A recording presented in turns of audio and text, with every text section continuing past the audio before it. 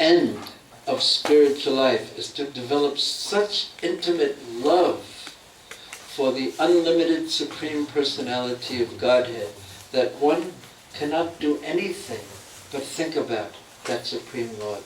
And it's in contemporary psychological terms, it would be called obsessive-compulsive.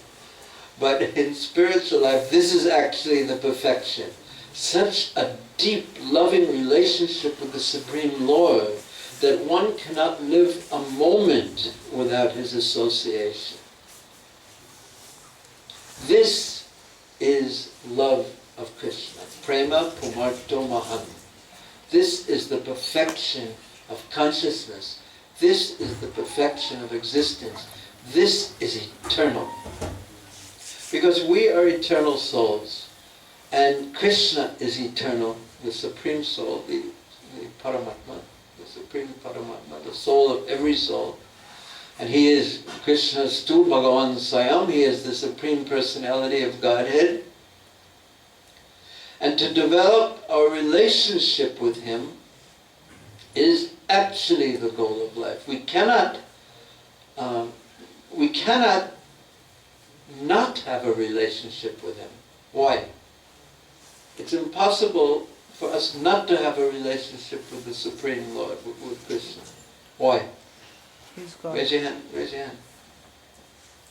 But I'm going to ask you to explain. Yeah, why?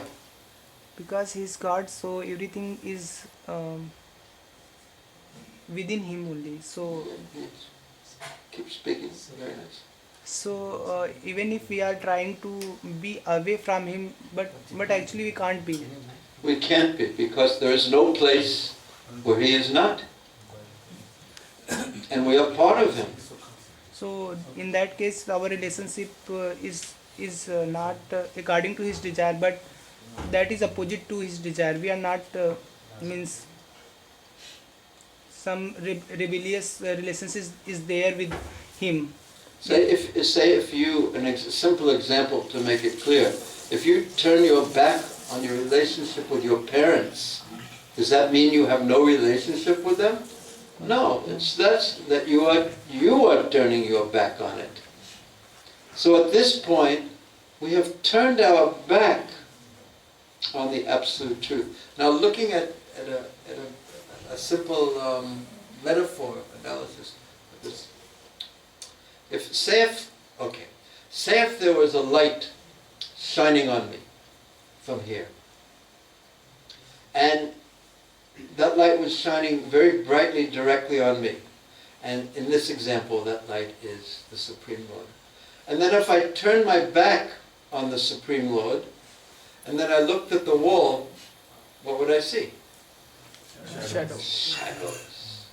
So because we have turned our back on the absolute truth, on Krishna, we see only shadows. Now, what does it mean to see shadow? What is the Sanskrit word for shadow? Chaya. Chaya. Yeah, chaya. As opposed to abhas, it is chaya. Shadow. So what does it mean? What is the definition of a shadow? Or how would you define a shadow? Absence of light. The absence of light. But is darkness a shadow? And darkness would be the absence of light, in my dictionary of BHURIJANA. That's what I would say. The Sanskrit word for darkness is andhakar, I believe. So what is a shadow? I think it could be a symbol of material existence. Oh yes, that's true. But I'm talking about, that's how we're going to use it. But what is a shadow in regular terminology? How would you define a shadow? Reduced intensity of light at some place. Okay, but it has a relationship to a particular object. Is it the object? No.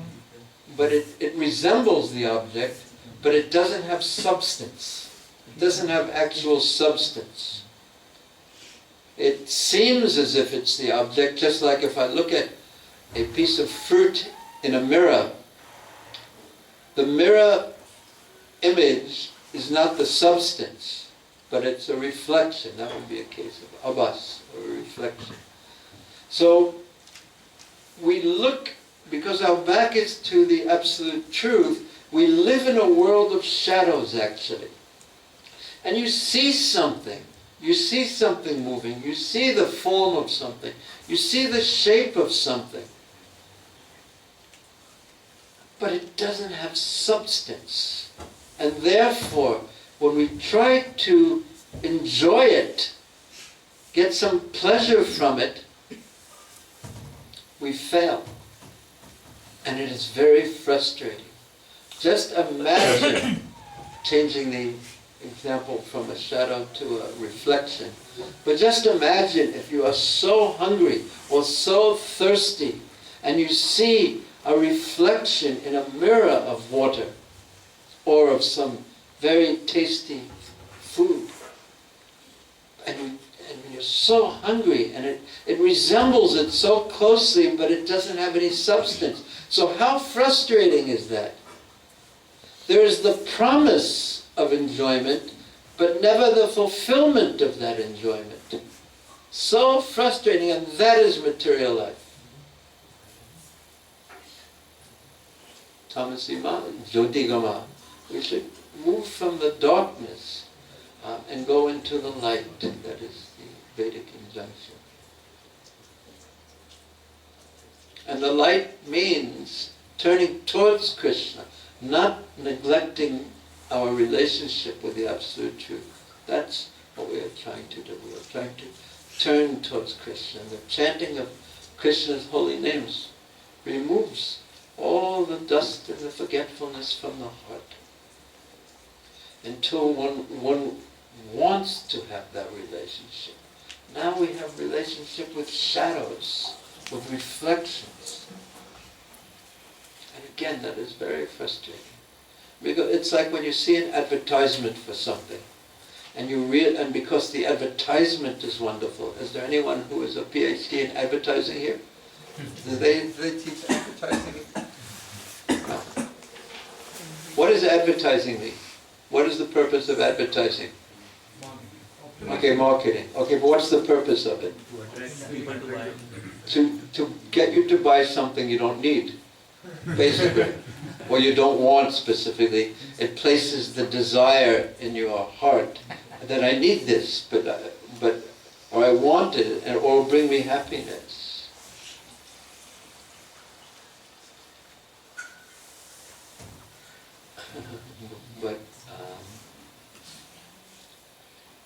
And then you get it. You see the advertisement, you see someone else with that thing, and you think, only if I had one, and you buy it, and the anticipation of the pleasure is wonderful. When I get this, I'm going to enjoy it like anything. But then when you actually possess it, it's yours to enjoy. There's actually not pleasure in it. So it's very frustrating. And then the advertisement says, the reason why you're frustrated is you need 2 of them. That's your problem. Anyway, let's see what Prabhupada says. Now, here is your assignment. It's the same assignment when we heard the last segment of Prabhupada's speaking. And that is, first of all, to listen. And at the end of this 7-minute segment, I'm going to ask you that very difficult question. Do you remember anything? But especially, and usually the people remember the last sentence that someone says, because it's the last thing that they say.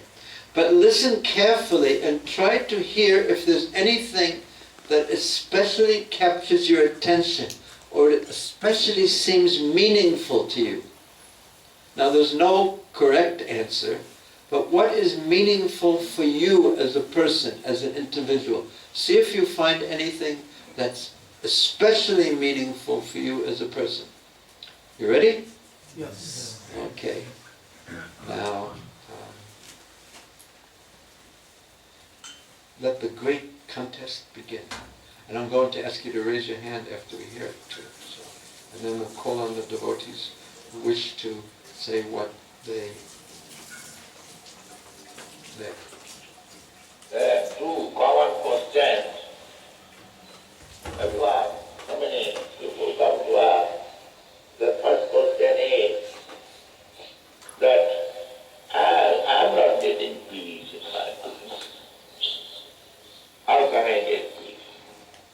Can you understand? Is it clear enough? How can we give peace? How can I get peace? Yes. Is there any way to Putting this? yes. Okay, we'll see if this. So how can I get peace? So Prabhupada says, generally people ask this question, how can I get peace? Yes. How can you get peace? You have no connection with the Supreme Person. Kutu Shanti Aditrasya, Bhagavad Gita. How you can get peace?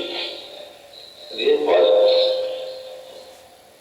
Many examples we have given many times. The child is crying. Everyone is trying to pacify the child. It's still crying. But as soon as the mother takes the child on the breast, immediately.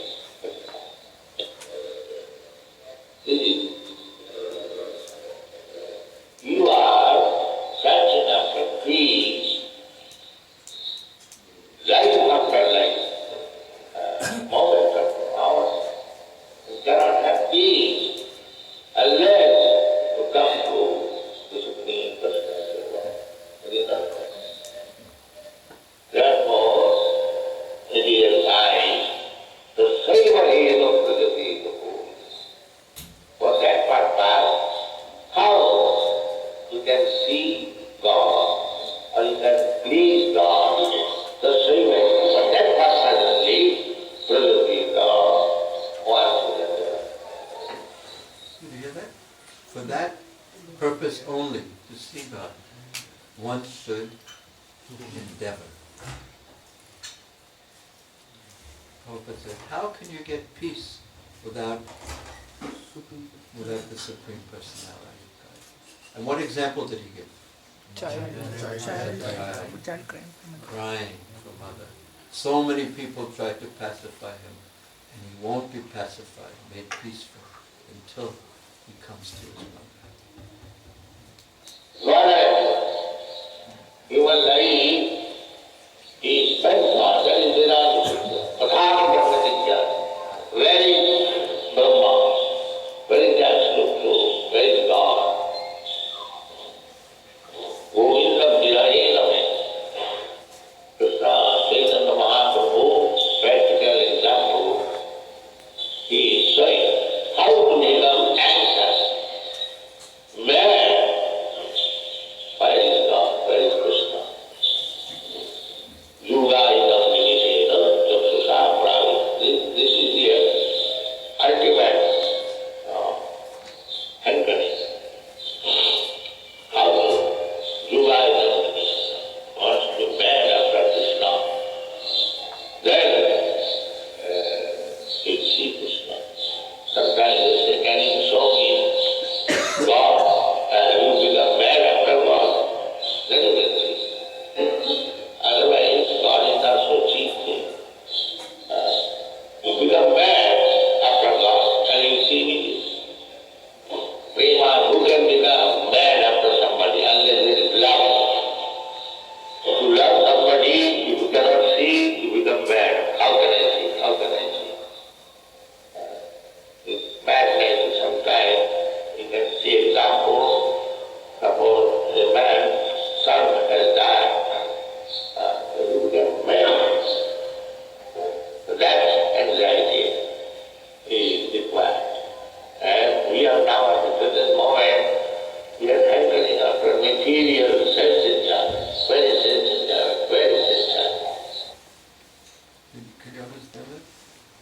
At this moment we're hankering after where is sense enjoyment? Where is sense enjoyment? And if people don't get their sense enjoyment, they become mad after it. At the present moment, that's the situation. So, similarly, the example is given by Guru Goswami. He hankering. He has given very nice example. There's a young man, he is hankering after young woman. Matter, that is not activity.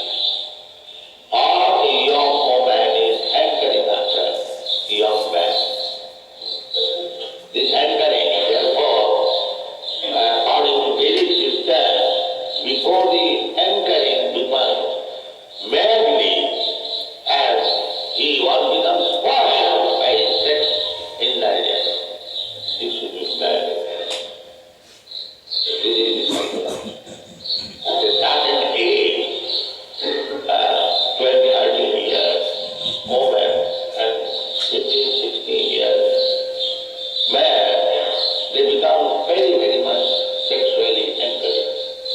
Therefore, the system is that at that time, psychological moment, the young girl and young boy should be married so that unity will endure, it will never break. There will be no more divorce. But when the hankering is exploited, then the whole life is spoiled. The Guru Goswami is giving this example.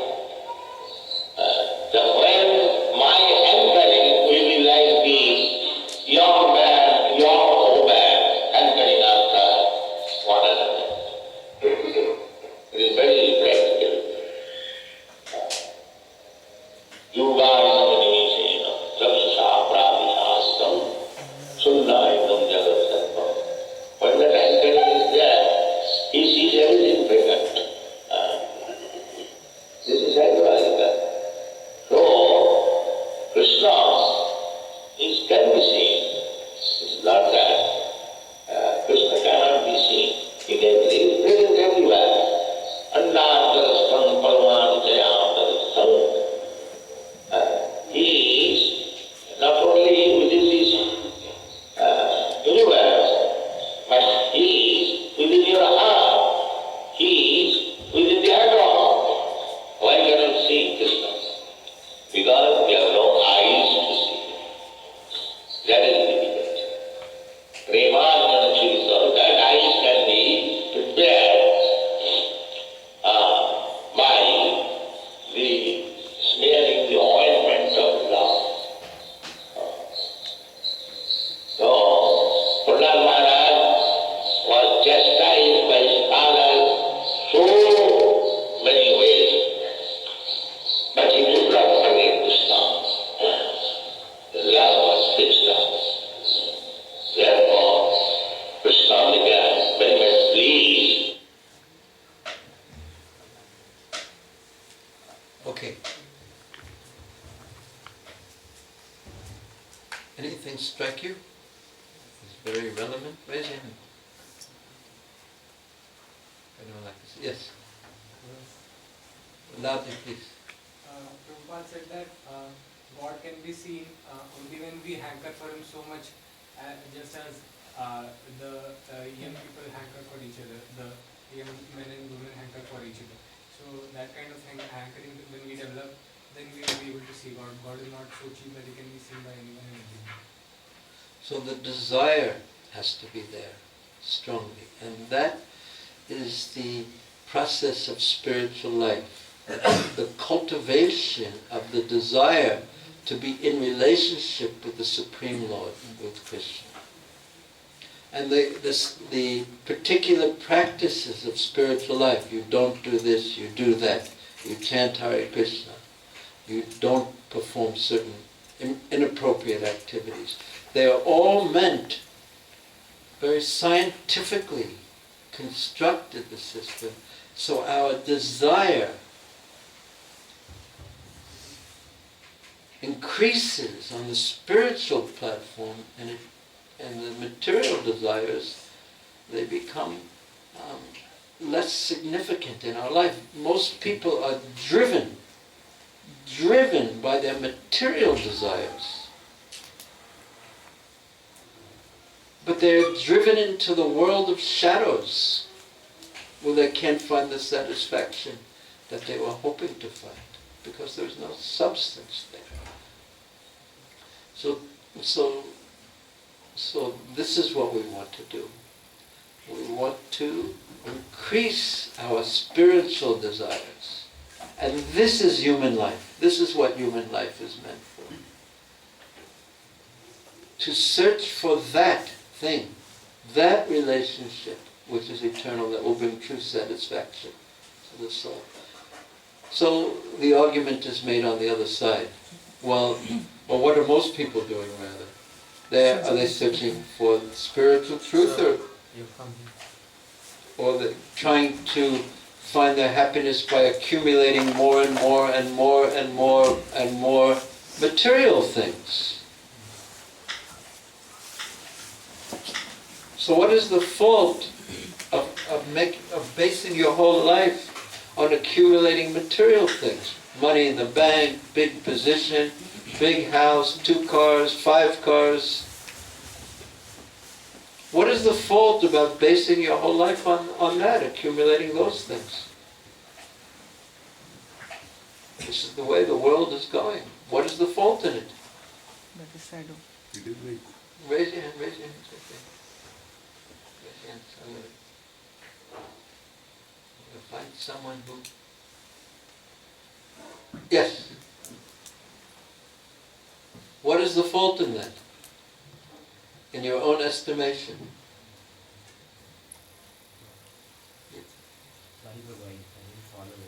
Okay. What is the fault in basing your life in trying to gain so many material success? What is the fault in that? Getting cars and money and position and rising high in the world. Is there a fault in that? What is the fault in that was my question. What is your honest understanding of the fault in that? Even if we are able to get all of them, we can retain none of them. We can retain none of them. Well said, like a poet. And not only that, if you have all those things, you're always fearful. Because why? Losing it. Because everyone is envious. You have all those things, and everyone. And if you're an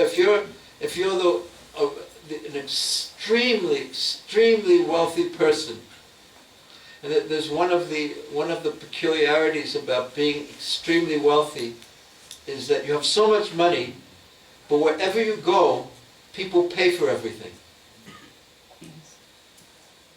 Is that true? Yeah. Yeah, you have so much money, and everywhere you go, people will buy you things. You never spend your money. It's an irony or a peculiarity of the world. And everyone, if an extremely wealthy person, think of an extremely wealthy person. Who are you thinking? Who would you think of? Who would you think of? Someone from this country. Say. Ambani. Okay, so if he walked in here right now, what would we do? What would you do? Say Hare Krishna. And everyone would put on the biggest smile. And we'd be so nice to him, please take a nice seat. But what would every single person be thinking? Let me please him. Please him by offering something. You know, just to please him. That's all we care about, right? What would we all be actually thinking? He's so lucky He's so lucky. to ask for something from him. Somehow or another, how to get some money out of him. Everyone will be thinking that. Maybe for the temple, for this, for that. But everyone will be thinking, how can I squeeze some money out of him? Somehow or another.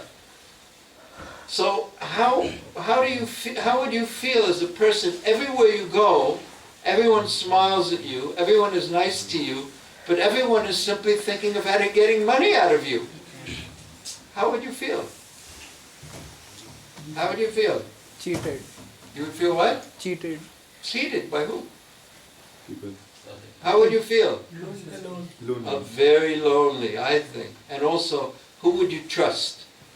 It would be very hard to find someone to trust, because everyone is smiling and everyone is thinking how to get money from you. And then ultimately, what's your name, Prabhu? Our poet in the back? Poet. A great poet. So, you can't take anything with you. You can't take one thing with you. Not even your body, what to speak of the world. There's so much anxiety and everyone is envious of you. Ooh.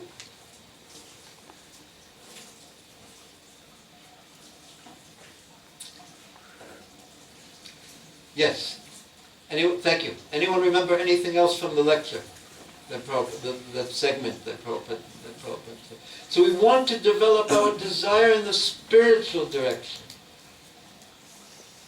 Not that we act artificially, not that we don't deal with the material world, but we know the limitation in using our life only in this way. And we know that we want to develop our relationship, the spiritual, with Krishna. Does anyone remember anything else? About sense enjoyment, please. What did he say about sense enjoyment? People are after sense enjoyment a lot and they're hunting for it. Yes, thank you. Was Prabhupada saying that was good or not bad, not good, or he was saying that's just reality? Do you remember what he was saying about it? Yeah. I mean, of course, there was a negative connotation, but I couldn't understand. But one thing I want to know is, when you say that we all are after sense enjoyment, and maybe we want more of something. I mean, there's a promise of pleasure, and then that promise is being defied when you actually possess the thing or object or whatever. When it comes to you, the promise is broken because you don't get that much enjoyment. Less enjoyment is there. Anticipation, the wanting it, is where the most of the... Yeah, there is a difference between when you want it and when you actually possess it. Yes. But does that less enjoyment be compared to an extreme end which is called frustration? That was something which I wasn't very clear about. You mean, how does that type of experience lead to frustration? Is that what you're asking? I think that less enjoyment won't be frustration.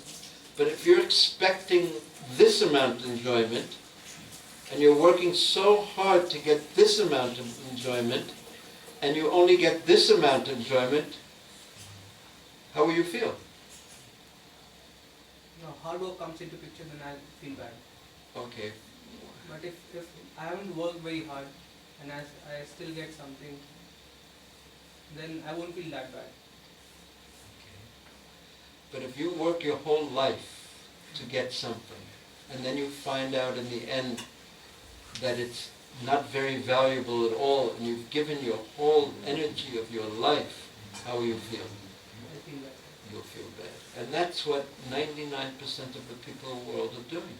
They're putting all their energy into something that they are guaranteed to lose in time, and that doesn't give them the satisfaction that they were longing for.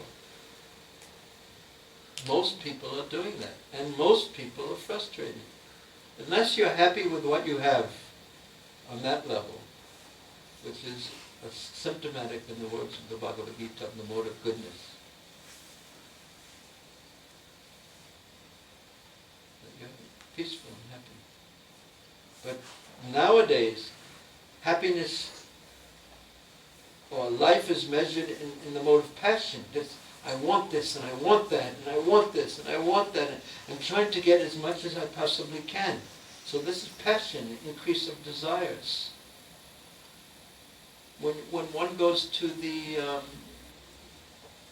to IIT Kanpur, do people learn how to be satisfied here?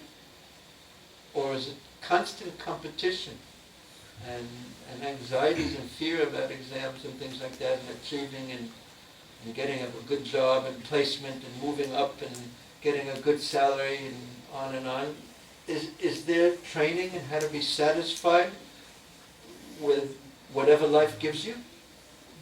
No. So that's what you were suggesting. And even if one says, okay, let me not work hard, let me not expect much, and let me just enjoy a little bit and try to be happy with that. And then you die. And everyone you love dies. And in between you get sick.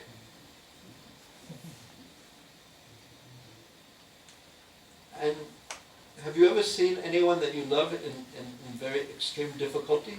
Yes. How do you feel? It feels bad. You feel terrible, because there's nothing you can do. This is the material world, and we want to be happy here. We're trying to make a permanent arrangement where it is not possible. And therefore we are setting ourselves up for frustration.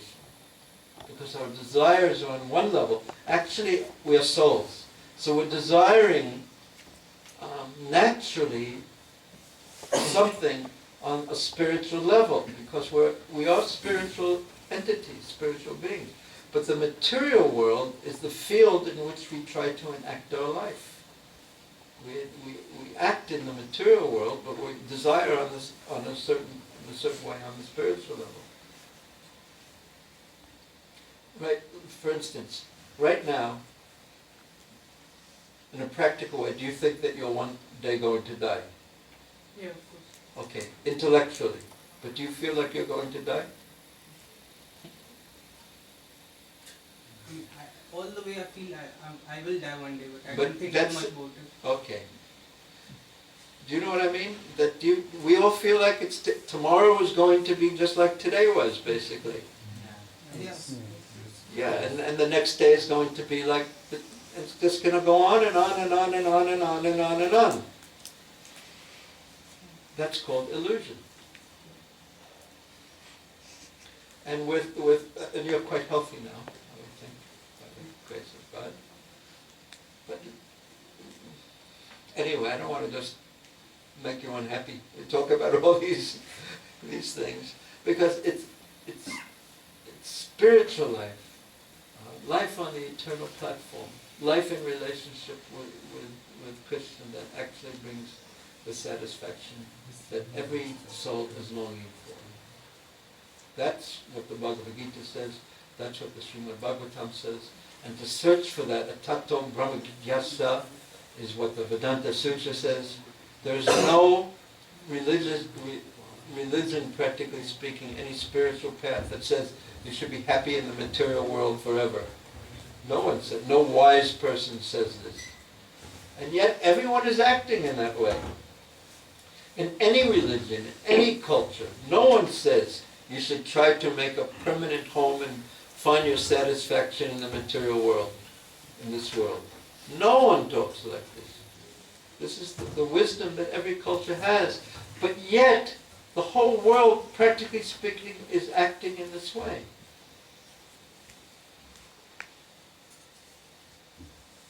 So rather, what I remember that Prabhupada said was that tasyaiva hetu prayatente kovido, that we should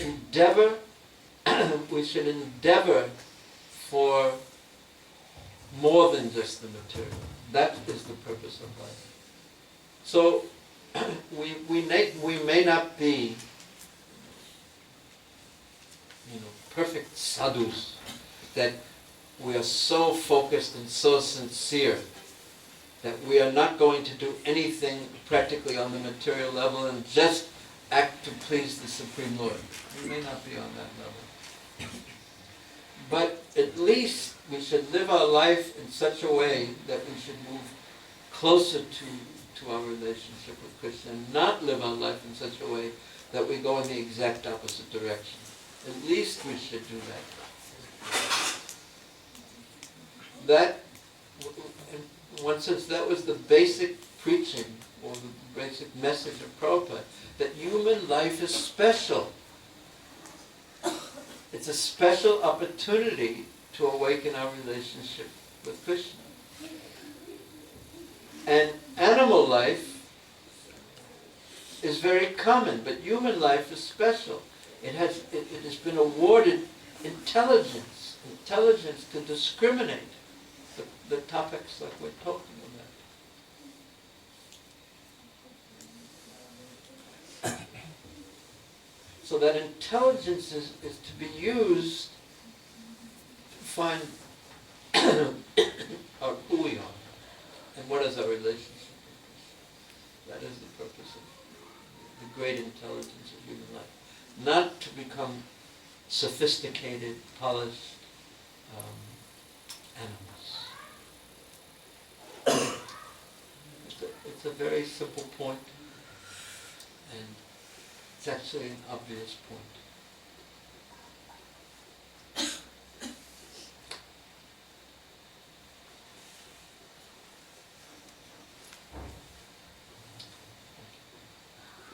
Anyone else remember something else that Prabhupada said?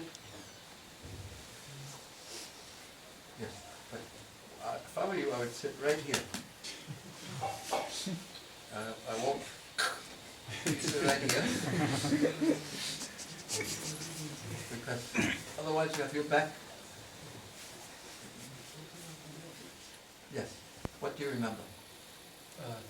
Prabhupada said that when we hanker after, when young women and young men hanker after each other, in passion they go mad and they spoil their whole life.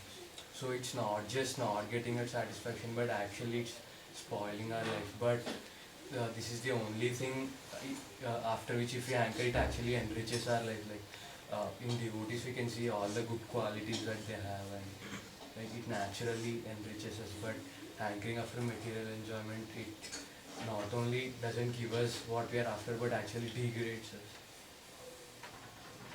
us. A good little lecture, too.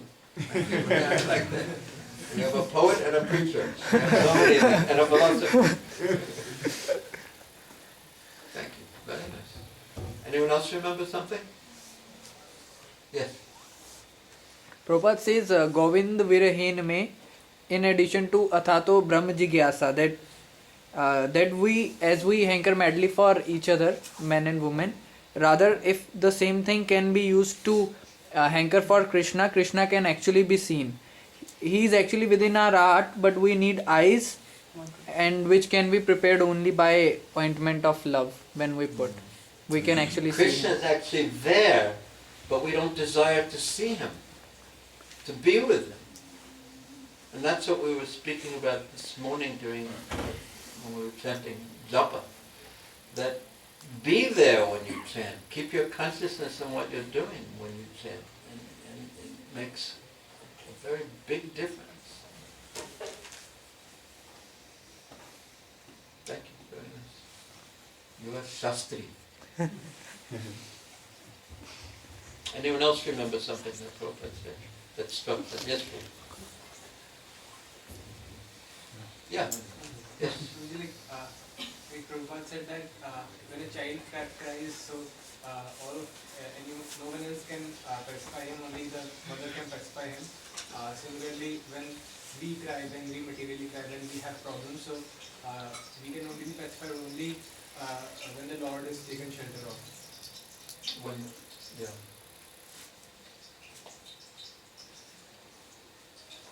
Prabhupada was giving that example to show how satisfaction really comes only, or pacification means we're peaceful, only when we're in relationship, proper relationship with Krishna, because it's completely natural, just like it's natural for the baby to be unsatisfied no matter what you do until he is with mother, because it's the natural relationship that he's longing for. What does longing for mean? Craving for. Craving for, exactly. Very good. Okay. Thank you for being very attentive hearers. Does anyone have any questions in general about anything in Krishna consciousness? Would you like to say something else? Okay, that sounds...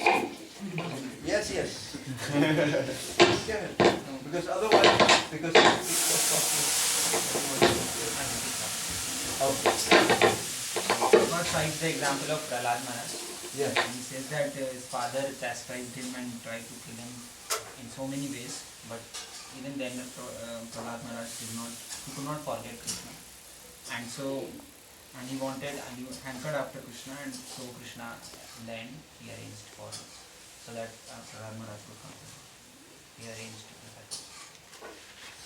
Wonderful, wonderful point. I didn't remember that part. Thank you for reminding me. Just let me think for a second about that.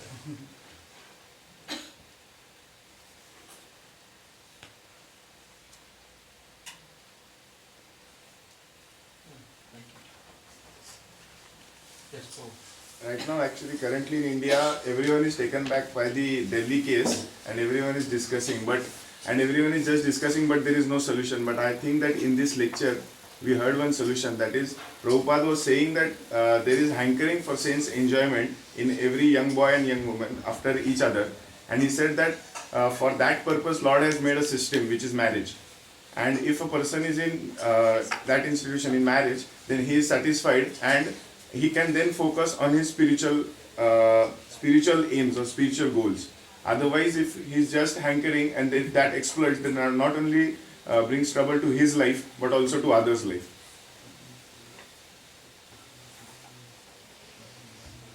Thank you. Contemporary analysis. Thank you.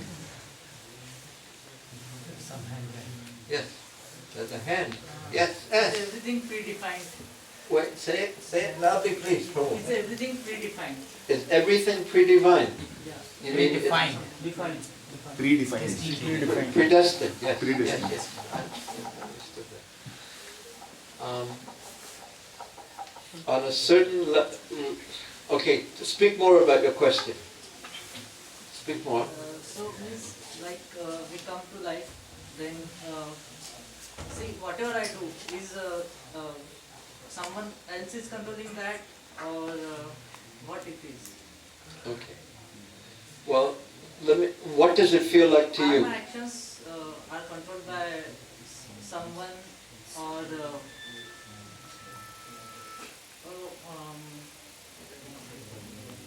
Or you have free? Are you free? Are you controlled or are you free? Yeah. Okay. Now, one time, Prabhupada was asked a question similar to that. I'm sure he was asked this question many times. But one young lady said, "I want to be free," or I am, and Prabhupada said, "You can't be free." And she said, "I am free." And Prabhupada said, "Are you free to stop getting older?" So, are you free to stop getting older? No. Are you free to change the shape of your face? Okay. Okay. But to what degree can you change it? That's a very artificial way to do something. Can you change the color of your eyes? Can you change your height? Can you become Sachin Tendulkar and become, a great cricket star like that? We have certain limitations for sure. So even though we may have freedom to some degree, we clearly don't have complete freedom. So that's clear, right? So certain things, predestination, I don't know if you meant it in this way, but there's limitations on what we can do and what we can't do. That's clear, yes? To at least a certain degree. So is every single thing that we do predestined? Like, was it predestined for you to walk in the door right now? Was it predestined for you to become successful later in your life? So the question, of course, is there any freedom at all? Yeah, it makes it easier if I can. So that's the predestination. The opposite of that is freedom. So there is the law of karma, which certainly determines so many things that occur to us in life. But according to the Bhagavad Gita, there are 3 modes of material nature. Do you know the 3 modes of material nature? There's ignorance, passion, and goodness. So if one is in ignorance, and an example of someone who's heavily in ignorance is a person who's drinking all the time, or taking intoxicants, or sleeping all the time, that person's freedom is really much less, very minimal. Now a person who is full of passion, he's controlled by his desires. I want this and I want that and I want that. Have you ever been in a situation where you want something and even though you know it's maybe not the best thing, you're forced to do it because of the strength of the passion of your desire?